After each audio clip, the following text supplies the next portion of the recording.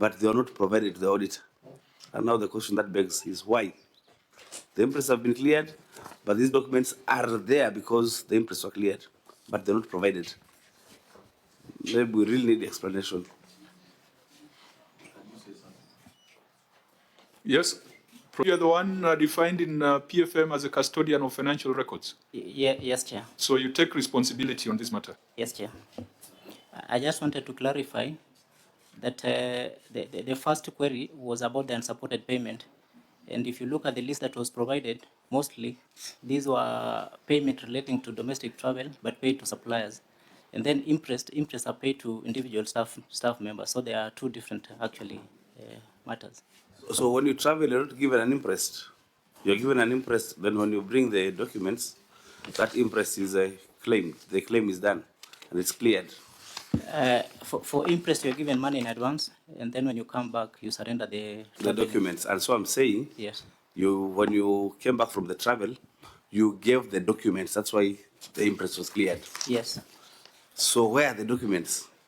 Why weren't they provided during the time of audit? That's what I'm saying. If you provided them later on. Yes, they were provided, but later. Yeah, why?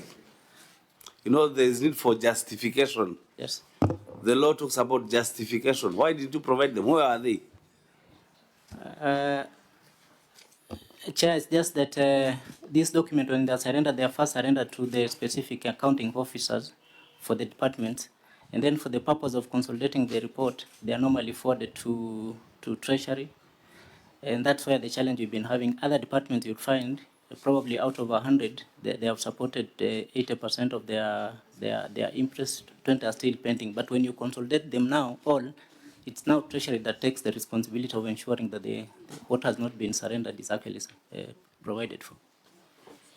You have a fairly siloed structure, which is not working very well for you from that explanation. But it's up to you to ensure you have a staff establishment that is designed for efficiency. Just one thing, Chair. Are you recovering the interest with interest? For interest, if you look at the record that were provided, they had actually been surrendered in good time.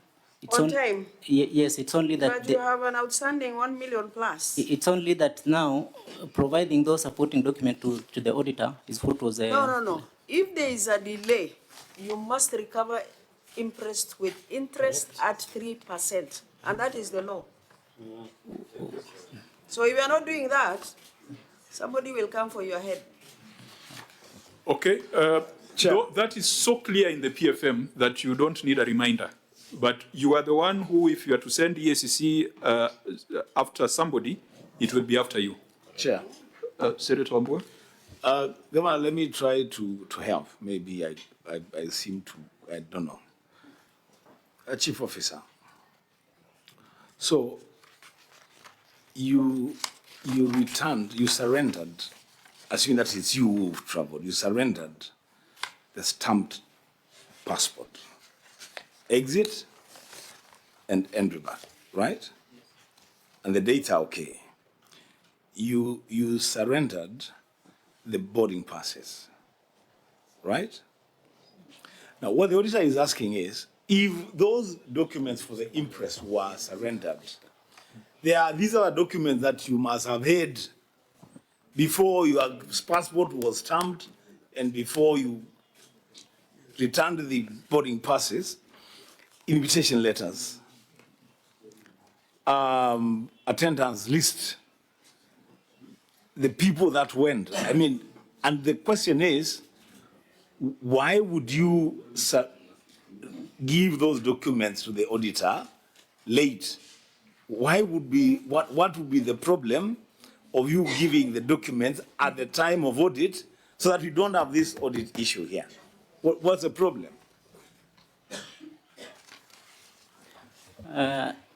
Through the chair, I think if you look at specific cases that the auditors identified, there are some that will be able to provide invitation letter to show that we were invited, but will not be able to provide the attendance register. Point of order. You said you are certified by ISPAC.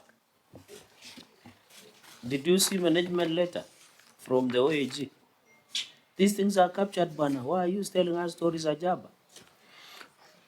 Honorable members, It is captured. Why are you misleading? Governor, Yeah, I had looked forward to coming to Busia to discuss issues around fiscal responsibility, the challenges, policy and statutory interventions that Senate can put in, not bookkeeping issues. agreed. So we have only 1 hour to go. These bookkeeping issues, if your bookkeepers are not doing the right thing, they refund the money. If they can't refund the money, let EACC run after them. If you can't fire them, then we will send the right bodies to help with that. Because we can't come all the way from Nairobi, Excellency Governor, to discuss attendance schedules. Surely. Chair, if you allow me, agreed with what you have said, and even the comment you said about silos, because I had made an administrative directive that no officer should travel without permission from their supervisors, and even those other ones directly from the county secretary. And the whole idea was just exactly what you are saying. What is it? Where are you going? Are you representing us? Where is the reports? So that administrative directive I had already given, and as you are saying, we shouldn't be doing these kind of things that we are doing here. So I gave that directive, and I will even be going further myself to look that if there's any officer that is doing these kind of things, because that's what we were trying to cure. Don't just leave the station or get some permission or get some invitation and you leave without us knowing. And I think everybody got that letter, if I'm not mistaken. So that we should not end up with this kind of thing, Chair. Now, fast forward, issue number 3, 8.3 million, again, unsupported expenditure on hospitality, supplies and services. Auditor General, are you satisfied with this matter? Honorable Chair, equally, this one is partially supported. One, Honorable Chair, one query was on failure now to match now the particulars of local service orders with attendance registers. Number 2, opening and evaluation minutes were not provided. What the management has provided are the work plans and budgets, but how the services were procured in terms of tender opening and evaluation minutes, and explanation on the differences between attendance list and LSOs have not been provided or explained. Governor, you're a pharmacist. What's your prescription here?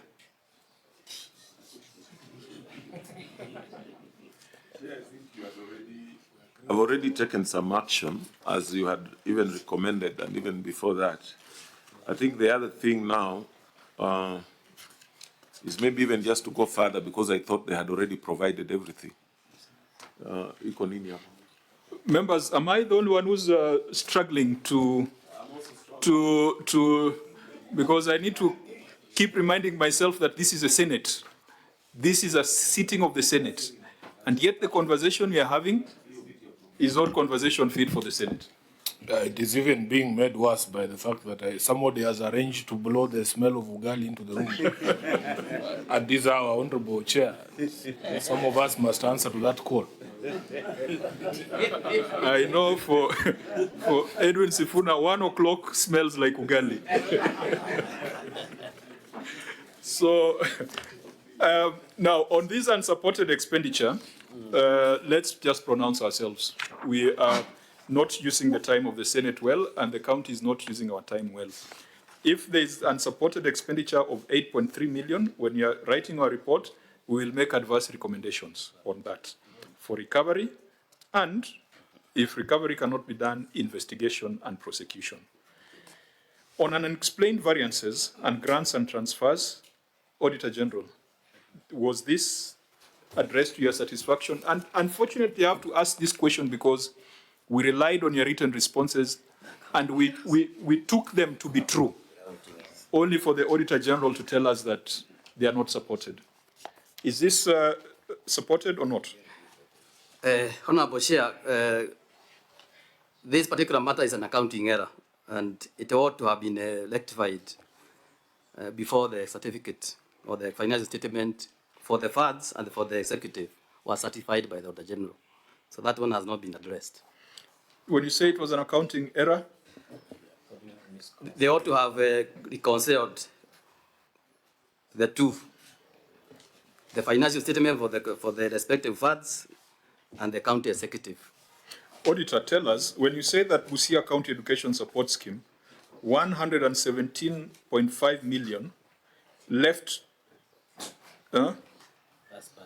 was received in the fund, Yes, 117 million. yes, But what left the executive was 125 million. yes. So what happened to 7.5 million along the way? The same amount, 125 million, ought to have been reflected in the financial statement of that particular fund, 125 million. So why are you calling it an accounting error? Because when money leaves the executive, the same amount should find itself in the fund. How is it possible? Because one should be the source of the other, and vice versa.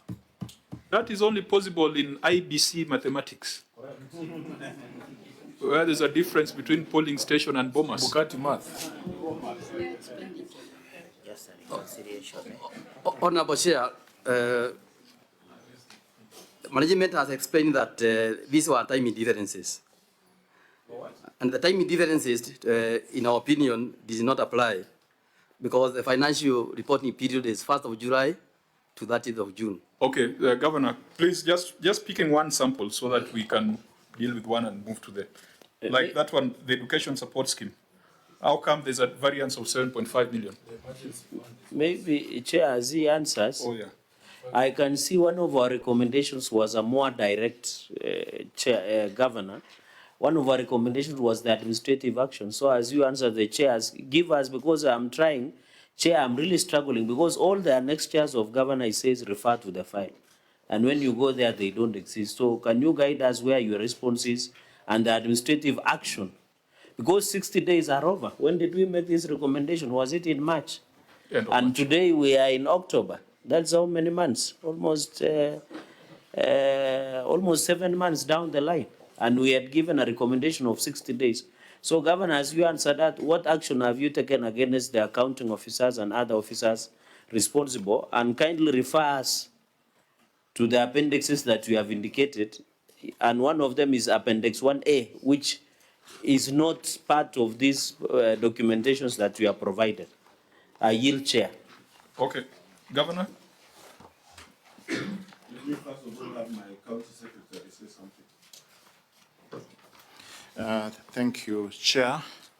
Honorable member for the query. The first problem we had, Honorable Chair, is that when your recommendations were sent to us, and we have explained in page 2 of the response, it was unfortunately sent to an email address that is no longer available to this administration. I took the responsibility to communicate directly to the committee chair. I pointed out to him in a letter, which we have attached, to say we have only received the notice of these recommendations upon being invited to Senate. Then I said, hey, we have not seen these recommendations. Then we checked, we found that it went to the wrong address. So that is when the committee clerk was able to send the recommendations to us, to the correct address. And that came on 19th of May, Honorable Chair. So immediately thereafter, on the issue of administrative action, where the governor was directly asked to do something, I wrote to the accounting officer and said, these are the recommendations. Because these officers fall under your domain, please take the necessary action. And we have displayed that letter on this file. Alex? And then, sorry, this is Appendix 1A, Honorable Chair. You are saying as this, you're telling us this email address info@busiacounty.go.ke is not your email address. Exactly, Honorable So there's member. somebody running around with such an email address. That was available to the use of the former administration. We don't have access to that. Do you see the danger there, my brother? Yes, Honorable member. What is the danger? I informed administratively the ICT department. No. Forget what you informed them. if the Senate can be deceived to believe this is an email address for the county government of Busia, what about the young people out there sending CVs and looking for information from your administration? I appreciate the danger that people may be deceived, people may be conned, Honorable Chair. Do you know where the former governor lives?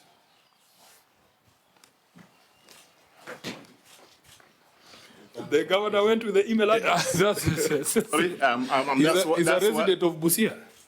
Honorable Chair, that's why I paused, because I don't know what to answer my colleague. No. Just Administratively, state the facts. I decided to do what it would help through ICT to see that email address is no longer in use, Honorable Chair. How long, That's a county how long asset. was it in use? How long was it in use? Honorable Chair, I may not know, because that fact just came to my notice when the letter could not reach us, and I inquired about it. No, but this is a county asset. It doesn't belong to a person. If it has ever been used as an email official communication channel for the county, you must recover it. Yes, Honorable Chair, that's why I'm saying, because it's an address.